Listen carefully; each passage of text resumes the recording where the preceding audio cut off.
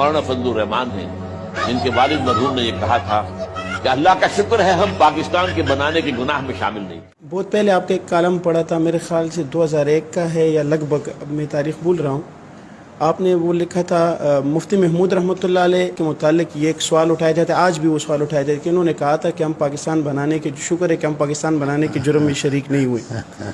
تو وہ کالم جو آپ نے لکھا تھا اس میں آپ نے میرے خیال سے وضاحت کی تھی کہ میں اس جو جب یہ بات کہی گئی تھی تو آپ وہاں پر موجود تھے۔ یہ سن 75 کی بات۔ اچھا اصل میں بات یہ تھی کہ بھٹو صاحب اور مرشد صاحب آمنے سامنے تھے۔ جی بھٹو صاحب نے کہا تھا کہ پاکستان کی تقسیم کی ذمہ دار اپوزیشن ہے،